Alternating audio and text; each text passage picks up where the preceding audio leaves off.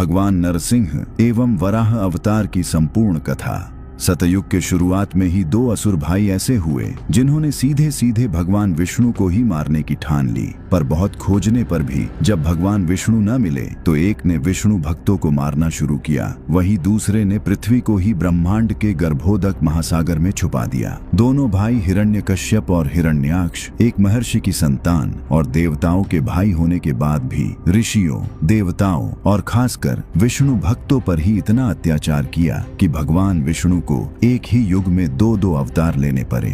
दरअसल यह सारी कहानी शुरू महर्षि कश्यप से होती है, जिनकी दो पत्नियां दिति और अदिति थीं, जिसमें माता अदिति के सूर्य, वरुण, इंद्र सहित आदित्यों में पूजित 12 पुत्र थे, पर वही माता दिति की कोई संतान न थी। इससे विक्षिप्त माता दिति ने काम वासना के आवेग में पुत्र प्राप्ति की इच्छा से महर्षि कश्यप के मना करने पर भी संध्या काल में संभोग किया, जिसके फलस्वरूप उन्हें असुर रूप में 2 पुत्र हिरण्यकश्यप और हिरण्याक्ष प्राप्त हुए, जिनके जन्म लेते ही पूरा वातावरण नकारात्मक ऊर्जाओं से भर गया, क्योंकि दोनों ही ऋषि पुत्र होने के बाद भी आसुरी वृत्तियों से पूर्ण थे। जन्म लेते ही दोनों ने आश्रम में उथल पुथल मचाना शुरू कर दिया। इससे सभी बहुत परेशान हो चुके थे और तभी आश्रम में आते हैं दैत्य गुरु शुक्राचार्य। आते ही शुक्राचार्य ने महर्षि कश्यप से उनके दोनों पुत्रों हिरण्यकश्यप और हिरण्याक्ष को मांग लिया और कहा कि अब मैं इन दोनों को संसार का सबसे शक्तिशाली असुर बनाऊंगा, जो देवताओं को भी अपना दास बनाएंगे। शुक्राचार्य ने कुछ ही समय में दोनों को सभी काली शक्तियों और सिद्धियों का स्वामी बना दिया। शक्तियां प्राप्त होते ही दोनों असुर भाइयों ने पहले तो पाताल के सभी असुरों को परास्त कर खुद पाताल का राजा बन गया और फिर उन्होंने कुछ ऐसा किया कि पूरा देवलोक थर थर कांपने लगा। असल में हिरण्यकश्यप पाताल का राजा बना और हिरण्याक्ष पृथ्वी को जीतने आ गया। पृथ्वी पर आते ही उसने चारों तरफ त्राही त्राही मचा दी। जीवित बस उसी को छोड़ा जिसने उसकी अधीनता स्वीकार की। हरि भक्त राजाओं और पृथ्वी वासियों ने हरि नाम बोलते बोलते मृत्यु को गले लगा लिया, पर उस असुर हिरण्याक्ष के सामने घुटने नहीं टेके। इससे तिलमिलाया हुआ हिरण्याक्ष अब भगवान विष्णु को मारने के लिए उन्हें खोजने लगा और जब उसे कहीं भी भगवान विष्णु ना मिले तो उसने अपना रूप विशालकाय किया और माता पृथ्वी को उठाकर ब्रह्मांड के निचले हिस्से में उपस्थित गर्भोदक महासागर के अंदर छुपा दिया। इससे जीवन नष्ट होने लगा, सब कुछ जलमग्न हो गया। माता पृथ्वी सहित सभी देवी देवता करुण स्वर में भगवान विष्णु को पुकारने लगे और तभी ब्रह्मा जी की नाक से एक छींक पर प्रकट हुए भगवान वराह। प्रकट होते ही भगवान वराह ने अपना रूप इतना विशाल किया कि सभी ओर सिर्फ वही दिख रहे थे और तुरंत ही गर्भोदक महासागर में घुसकर माता पृथ्वी को बाहर निकाला और फिर शुरू हुआ हिरण्याक्ष और भगवान वराह में एक ऐसा घोर युद्ध जिसके अंत ने सभी देवताओं को एक कभी समाप्त न होने वाली चिंता में डाल दिया। असल में भगवान वराह को देखते ही हिरण्याक्ष ने अपने जादुई दंड को एक अत्यंत ही शक्तिशाली धनुष में बदल दिया और उस धनुष से एक ऐसा बाण चढ़ाया जो अगर चल जाता तो कई ब्रह्मांड समाप्त हो जाते, पर भगवान वराह ने तुरंत ही उस धनुष को अपने दांतों से खंड खंड कर डाला और धनुष पर चढ़े तीर से हिरण्याक्ष पर ही प्रहार कर दिया। अपने ही तीर को अपने ही ओर आते देख हिरण्याक्ष शुक्राचार्य के दिए गए परशु से एक शक्तिशाली प्रहार किया और फिर हुआ एक भयानक विस्फोट जो उस तीर और परशु के टकराव का परिणाम था। इस पर क्रोधित होकर उस असुर हिरण्याक्ष ने काल के जैसा विशाल रूप धर के अपने मायावी मेष गदा से यह सोचकर प्रहार किया कि इस गदा से यह सुअर जैसा प्राणी बच ही नहीं सकता, पर भगवान वराह ने तुरंत अपना 4 भुजाओं वाला दिव्य रूप प्रकट किया और अपनी कौमोद की गदा से ऐसा प्रहार किया कि हिरण्याक्ष की मायावी मेष गदा वराह भगवान की कौमोद की गदा में समा गई, जो हिरण्याक्ष के लिए अत्यंत ही हैरान करने वाला था। इधर देवताओं ने भगवान वराह से हिरण्याक्ष के वध करने की प्रार्थना की। इस पर भगवान वराह ने अपनी ओर तेजी से द्वार कर आते हुए हिरण्याक्ष को अपने बाएं हाथ से एक ऐसा चाटा उसकी गाल पर मारा कि दर्द से कराहते हुए उस दैत्य की जीवन लीला उसी समय समाप्त हो गई। अपने छोटे भाई की मृत्यु पर हिरण्यकश्यप इतना क्रोधित हुआ कि कब वह सभी देवताओं के लिए कभी न समाप्त होने वाली चिंता बन गया, ये बात देवता समझ भी नहीं पाए। असल में हुआ ये था कि अपने भाई के शव पर विलाप करती अपनी मां को देख हिरण्यकश्यप ने यह प्रण किया कि वो भगवान विष्णु को कहीं से भी खोजकर उनका वध करेगा। और फिर शुक्राचार्य के मार्गदर्शन पर हिरण्यकश्यप ब्रह्मा जी की तपस्या करने निकल पड़ा और एक पहाड़ की चोटी पर अपनी तपस्या शुरू कर दी। उसने ऐसी घोर तपस्या की जिससे पृथ्वी कांपने लगी। ऐसा लग रहा था पृथ्वी की सारी ऊर्जा उसी तपस्या वाले क्षेत्र में केंद्रित हो गई है, जिससे पृथ्वी पर शक्ति का संतुलन बिगड़ गया है। रह रहकर हिरण्यकश्यप के शरीर से ऐसी गर्मी निकलती जो कई क्षेत्रों को जलाने लगी। यह सब देख सभी देवता ब्रह्मा जी के पास पहुंचे और हिरण्यकश्यप को कोई छोटा मोटा वरदान देकर पृथ्वी को इस संकट से उबारने की बात करने लगे। इस पर ब्रह्मा जी ने देवराज इंद्र से कहा कि वरदान तो मैं अवश्य दूंगा, पर आपके कहने पर नहीं, आप लोग देवलोक जाएं। और यह कहकर ब्रह्मा जी हिरण्यकश्यप के सामने प्रकट हो गए और बोले, आंखें खोलो वत्स हिरण्यकश्यप।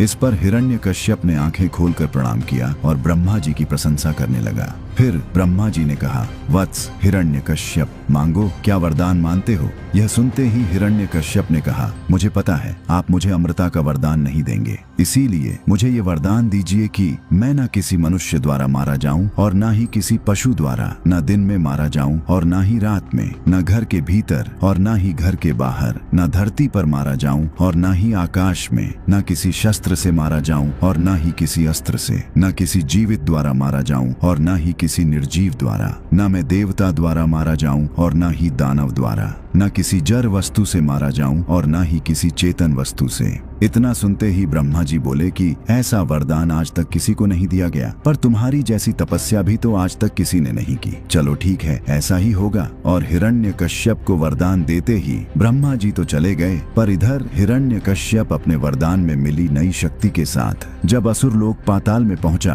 तो उसे देवराज इंद्र का एक ऐसा कर्म पता चला कि वह अत्यंत ही क्रोधित होकर पहले देवलोक पर ही आक्रमण कर दिया। असल में जब हिरण्यकश्यप ब्रह्मा जी की तपस्या में लीन था, तब उसकी पत्नी कयाधु अपने पुत्र को जन्म देने वाली थी। इसी कारण देवराज इंद्र ने सोचा, राक्षस का यह बीज जिसे अगर जन्म लेने से पहले ही समाप्त कर दिया जाए तो आने वाली ये समस्या पहले ही समाप्त हो जाएगी। और यह सोचकर उसने हिरण्यकश्यप की पत्नी कयाधु का अपहरण कर लिया। पर बीच रास्ते में ही देवराज को देवऋषि नारद मिल गए और उन्होंने देवराज को समझाया कि यह कितना अनुचित कार्य है। फिर देवराज कयाधु को देवऋषि नारद को सौंपकर देवलोक आ गए और नारद जी कयाधु को लेकर अपने आश्रम में पहुंचे। फिर कयाधु दिन रात हरि कीर्तन, पूजा पाठ, नाम जप में अपना समय व्यतीत करने लगी और कुछ समय पश्चात ही जन्म हुआ हरिभक्त हिरण्यकश्यप पुत्र प्रहलाद जी का। यह सारा वृतांत शुक्राचार्य से जानकर हिरण्यकश्यप पहले तो देवराज इंद्र को परास्त कर देवलोक और सभी देवी देवताओं को अपने अधीन किया और फिर देवऋषि नारद के आश्रम में आकर नारद जी का आभार व्यक्त करते हुए अपनी पत्नी कयाधु और पुत्र प्रहलाद को लेकर असुर लोक पाताल आ गया।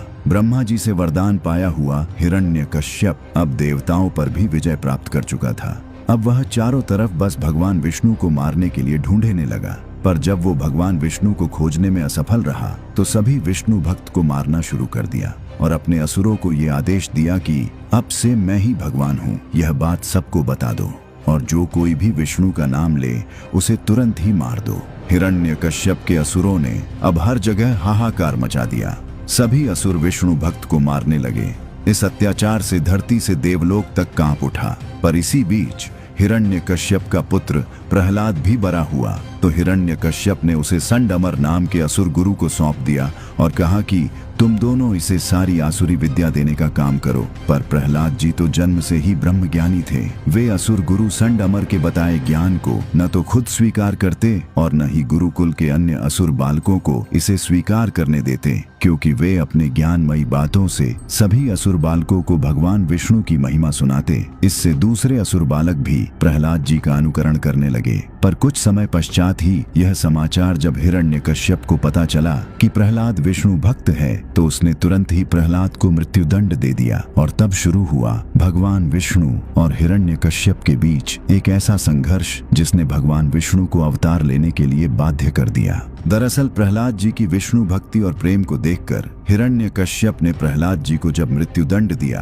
तो सैनिकों ने प्रहलाद जी को चौराहे पर ले जाकर एक खंभे से बांधकर एक कसाई असुर को बुला बुलाकर प्रहलाद जी का सर धड़ से अलग करने का आदेश दिया। इस पर वहां उपस्थित सभी नागरिक हिरण्यकश्यप से पीड़ा पाते हुए विष्णु भक्त और प्रहलाद जी के कुछ असुर मित्र, यहाँ तक कि आकाश में उपस्थित सभी देवी देवताओं ने भी अपनी आंखें बंद कर ली और रोते हुए करुण स्वर में भगवान विष्णु को पुकारने लगे। और जैसे ही उस कसाई असुर ने प्रहलाद जी पर प्रहार किया, वैसे ही भगवान विष्णु की अदृश्य शक्ति ने उन सभी असुरों का वध कर दिया। इस पर देवताओं सहित सभी विष्णु भक्त बहुत ही प्रसन्न हुए। पर इस समाचार को सुन हिरण्यकश्यप को बड़ा ही आश्चर्य हुआ और इस पर दैत्य गुरु शुक्राचार्य ने हिरण्यकश्यप को कुछ ऐसी बात कह दी कि हिरण्यकश्यप अब दिन रात प्रहलाद जी को मारने के विषय में सोचने लगा। असल में शुक्राचार्य ने हिरण्यकश्यप से कहा कि विष्णु अपने भक्त प्रहलाद को बचाकर तुम्हें सामने से चुनौती दे रहा है कि तुम उसे मार नहीं सकते,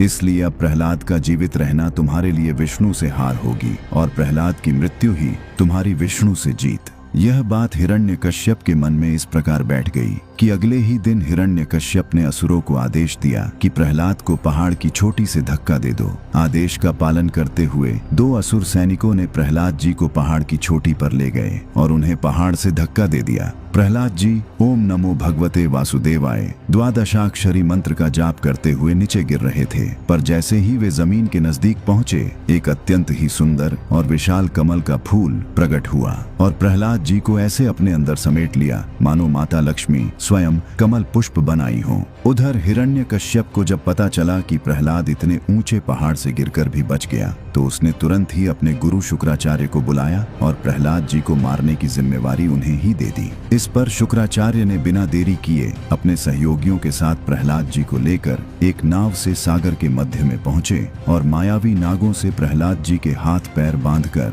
सागर में फेंक कर वापस चले आए। तभी वहां भगवान विष्णु के वाहन गरुड़ आए और उस नागों से प्रहलाद जी को मुक्त किया। फिर वरुण देव ने उनको समुद्र से बाहर निकाला। प्रहलाद जी तो अभी भी ओम नमो भगवते वासुदेवाय द्वादशाक्षरी मंत्र का जाप कर रहे थे। तभी वरुण देव ने उन्हें उठाया और कहा, पुत्र तुम महान हो, जो इस अवस्था में भी भगवान के ध्यान में ऐसे लीन थे कि तुम्हें सागर में डूबने तक का पता नहीं चला। इस पर प्रहलाद जी ने कहा, मैं भगवान विष्णु के दर्शन करना चाहता हूँ, वो कहाँ मिलेंगे, वे मेरे सामने क्यों नहीं आते। तब वरुण देव ने कहा, हे प्रहलाद, वे तो हर पल तुम्हारे साथ ही हैं, तुम बस उन्हें पुकारो, वे अवश्य आएंगे। यह कहकर वरुण देव अंतर्ध्यान हो गए और प्रहलाद जी एक शिला के पास परे परे ओम नमो भगवते वासुदेवाय द्वादशाक्षरी मंत्र का जाप करने लगे। और तभी उन्हें ऐसा लगा कि वे एक मुलायम बिस्तर पर हैं और आंखों के सामने बहुत ही अधिक प्रकाश आ गया है। इस पर जैसे ही प्रहलाद जी ने अपनी आंखें खोली,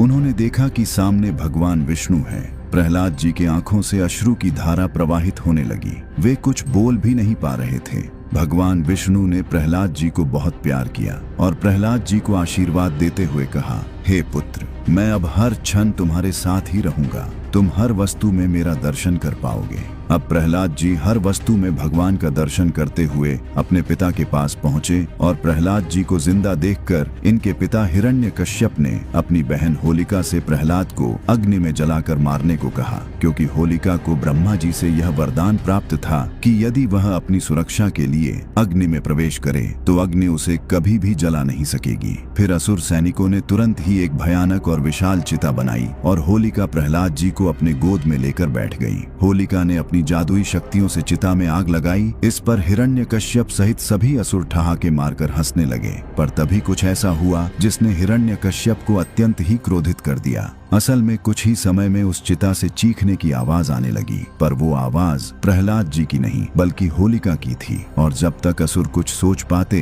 होलिका जलकर राख हो चुकी थी। इस पर हिरण्यकश्यप बहुत ही दुखी हुआ और प्रहलाद जी को ही अपनी बहन होलिका के मृत्यु का कारण मान लिया। फिर क्रोधित होकर अपने राज दरबार में पहुंचा और प्रहलाद जी के सामने ही भगवान विष्णु की निंदा करने लगा। इस पर प्रहलाद जी ने उसे समझाने का प्रयास किया तो उस क्रूर हिरण्यकश्यप ने अपना भयानक तलवार प्रहलाद जी के गर्दन पर रखकर बोला, बुला लो अपने भगवान विष्णु को, क्योंकि अब मैं तुम्हें मारने वाला हूँ। यह सुन प्रहलाद जी ने कहा, पिताजी, बुलाया तो उसे जाता है जो उपस्थित ना हो। भगवान विष्णु तो सर्वव्यापी है, वे यहाँ के भी हर सजीव और निर्जीव वस्तु में उपस्थित है। यह सुन हंसता हुआ हिरण्यकश्यप बोला, फिर तो तुम्हारा विष्णु इस खंभे में भी होगा। और प्रहलाद जी के हाँ कहने पर हिरण्यकश्यप तत्काल ही गदा का एक भीषण प्रहार उस खंभे पर किया और फिर जो हुआ उससे हिरण्यकश्यप थर-थर कांपने लगा। असल में जैसे ही हिरण्यकश्यप ने उस खंभे पर प्रहार किया वैसे ही उस खंभे को चीरता हुआ तीव्र प्रकाश निकलने लगा और फिर उस खंभे से प्रकट हुए भगवान नरसिंह। प्रकट होते ही भगवान नरसिंह ने ऐसी गर्जना की जिससे सभी असुर इधर उधर भागने लगे,